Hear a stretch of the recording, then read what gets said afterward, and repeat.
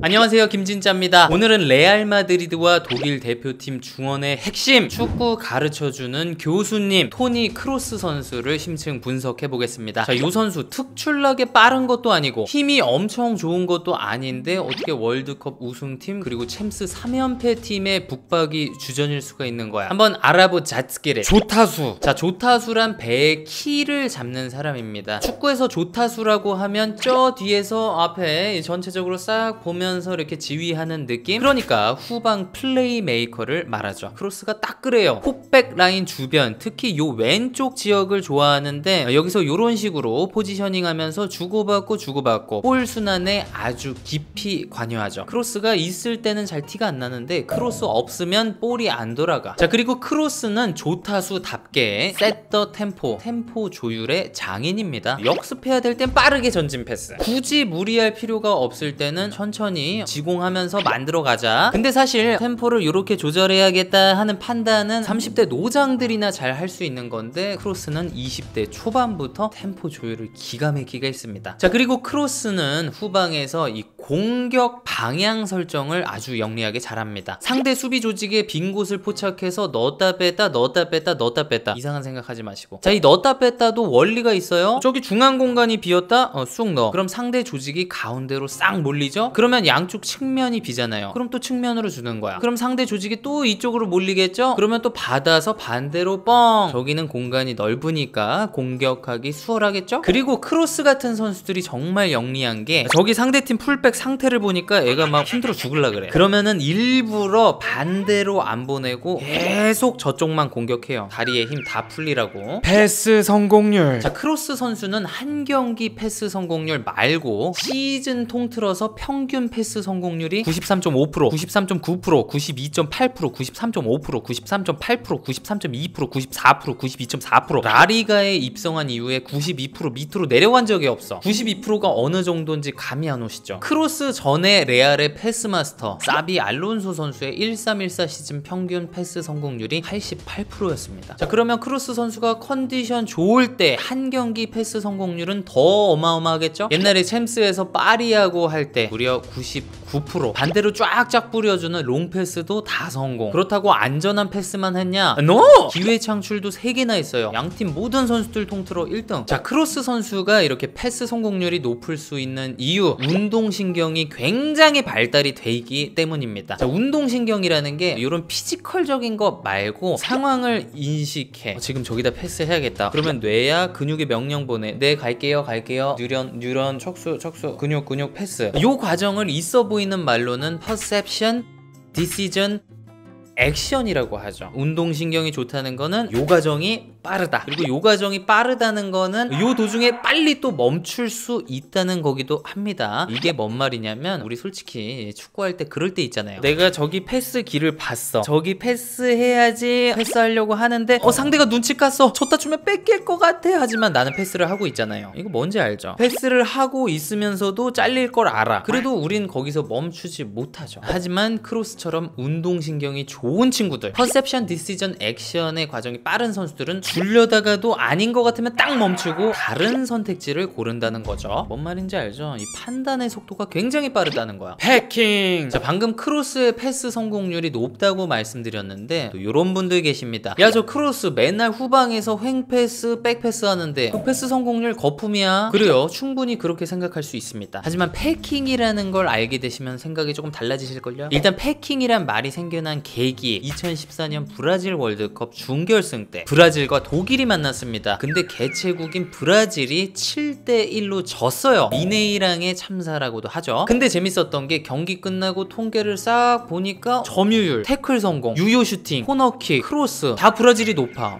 이상하다. 브라질이 7대1로 졌는데 브라질 통계가 다 좋아. 그러면 이 통계들이 무슨 의미가 있어? 실제 경기 결과를 전혀 반영하지 않잖아요. 그래서 저기 독일에 사시는 어떤 분들이 이런 생각을 해요. 경기 결과를 잘 반영할 설명할 수 있는 통계 뭐 그런 게 없을까? 그래서 그 준결승전을 엄청 분석해서 데이터를 다 뽑았어. 근데 진짜 재밌게도 독일이 좋았던 통계가 있어요. 자, 뭐냐면 독일 선수들이 볼을 잡았을 때 전진 패스를 하든 아니면 대각으로 뻥 킥을 때리든 드리블을 하든 아무튼 볼을 잡았을 때 이걸 전진시킨 횟수가 많았던 거예요. 그래서 이 독일 분들이 볼을 잡았을 때 볼을 어떻게든 전진시켜서 상대 선수들을 제쳐내는 행위, 요 행위를 패킹이라고 정의합니다. 자, 그리고 이분들이 패킹 레이트, 패킹 지수라는 것까지 만듭니다. 예를 들어서 3명 제껴져서 그럼 플러스 3, 그 다음번에 또 패스했는데 4명 제껴졌어 그럼 플러스 4, 요걸 한 경기 동안 다 더해요. 그걸 패킹 레이트라고 정의를 했습니다. 요 그래프는 라리가 선수들의 패킹 지수를 나타낸 거예요. 가로축은 패스를 해가지고 몇 명의 선수를 베껴냈는가. 여기 보시면 크로스가 압도적으로 1등입니다. 자, 그리고 이 그래프는 유럽 4대 리그 미드필더들의 패킹 지수입니다. 당연히 크로스가 1등 했으니까 가져왔겠죠. 자, 그리고 참고로 여기 루이스 알베르토, 라치오에서 뛰는 선수인데 이 친구가 아주 월등하게 높이 있죠. 세로축을 보니까 수비수를 얼마나 베껴냈느냐입니다. 그러니까 루이스 알베르토 선수는 파이널 서드, 공격 3분의 1 지역에서 상대 수비수들을 통과하는 패스를 많이 성공시켰다. 아주 좋은 공격형 미드필더라고 할 수 있는 거죠. 자, 그럼 크로스처럼 패킹 지수가 높으려면 어떻게 해야 되는지 알아볼까요? 제가 퀴즈를 하나 내볼게요. 여러분이 여기서 볼을 잡고 있습니다. 자, 그리고 우리 팀 동료 A가 있고 B가 있어요. 누구한테 패스 하시겠습니까? A한테 주실래요? B한테 주실래요?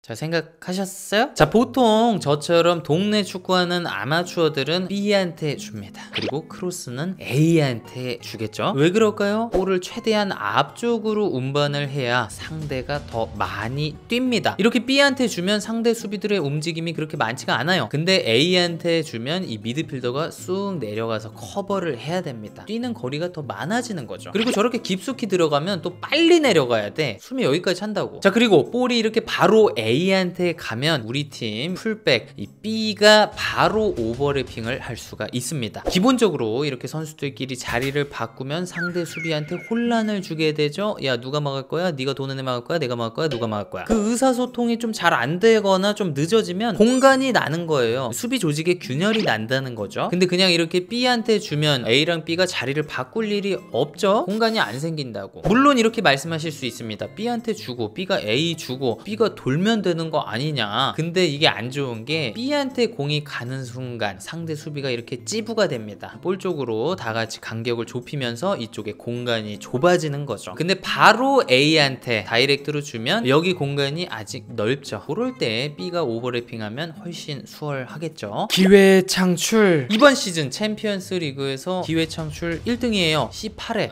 18번. 크로스가 참 대단한 게 오른발 킥뿐만 아니라 이 왼발로도 기회 창출을 해요. 오른발 왼발 킥이 다 좋다. 이거는 공격수가 뛰어 들어가는 타이밍에 언제든지 내가 맞춰줄 수가 있다. 그리고 상대 수비 라인의 뎁스 임발란스, 그걸 참 잘 인식을 합니다. 뭔 말이냐, 상대 수비 라인이 있으면 이렇게 삐뚤빼뚤 라인이 정돈이 안 될 때가 있잖아요. 그러면 그 거리감을 잘 인식을 해가지고 거기에 걸쳐있는 우리 공격수한테 잘 찔러줍니다. 자, 그리고 크로스가 기회 창출을 많이 할 수밖에 없는 게 세트피스 키커입니다. 바이에른 뮌헨에서도 레알에서도 코너킥, 프리킥 다 전담. 특히 코너킥이나 측면 프리킥 때 참 공이 많이 휘어요. 그리고 동료 머리에 정확하게 배달이 됩니다. 롱레인지 슈팅. 그냥 있어 보이려고 영어 한번 써봤습니다. 그냥 중거리 슛이에요. 발등으로 조지는 중거리 슛 장착이 돼 있습니다. 하지만 크로스의 특기는 따로 있죠. 이렇게 동료가 횡으로 쓱 밀어주면 요걸 인사이드로 바로 감아 때립니다. 요게 이렇게 공중으로 떠서 갈 때도 있는데 웬만하면 땅에 쫙 깔려가지고 저 구석으로 빨려 들어갑니다. 셔플. 자, 크로스는 셔플이란 기술을 참 잘합니다. 자, 셔플이 뭐냐? 자, 이렇게 볼이 올 때 상대가 압박을 해오죠. 그러면 저쪽으로 잡아놓을 것처럼 하면서 이렇게 발목만 톡 꺾어가지고 반대로 잡아놓는 겁니다. 그러면 상대 수비가 역동작이 걸리겠죠. 이럴 때 상대 수비수를 완벽하게 속이려면 요 가슴을 오픈시키는 게 굉장히 굉장히 중요합니다. 이렇게 보면은 저 반대로 돌 것 같잖아요. 하지만 난 발목을 꺾을 거야. 메롱. 그리고 이게 볼을 터치하는 타이밍도 아주 중요합니다. 상대 수비가 완벽하게 속을 때까지 기다려야 돼요. 그러니까 크로스가 이렇게 잡아놓을 거라고 확신할 때까지 기다렸다가 터치. 그리고 크로스는 셔플 후에 항상 이렇게 툭툭 치면서 상대를 제껴버립니다. 어차피 상대가 나가 떨어져 있기 때문에 천천히 쳐도 다 제껴져요. 그리고 참 재밌는 게 크로스가 이 셔플을 하도 많이 하니까 상대 수비도 안단 말이에요. 그리고 크로스는 또 그걸 알고 요런 걸 합니다. 자, 이렇게 볼이 오죠. 상대 수비는 셔플할 거 알고 기다린다. 그러면 크로스는 갑자기 툭 받아서 나간다. 그러니까 셔플이 반박자 느리게 볼을 받는 거라면 요거는 반박자 빠르게 받아서 전진해 나가는 거예요. 이것도 상대 수비가 나가 떨어지더라고요. 아디퓨어 11 프로2. 자, 보통 축구 선수들은 축구화 신상이 나오면 싹 갈아 신습니다. 브랜드랑 계약이 돼서 돈 받고 신어주고. 근데 크로스는 2013년에 나온 아디퓨어 11 프로2 계속 이것만 신습니다. 크로스한테 도대체 왜 그러냐 물어봤더니 그냥 미신이래요. 아디퓨어 말고 딴 거 신으면 기분이 안 좋대요. 자, 크로스는 이렇게 말합니다. 제게 축구화는 경기장에 나갈 때 가장 중요한 거예요. 그래서 축구화에 티끌 하나라도 있으면 그게 엄청 싫어가지고 직접 자기가 닦고 관리를 한다고 해요. 그래서 주변 사람들이 보면 자기 보고 crazy라고 한다고.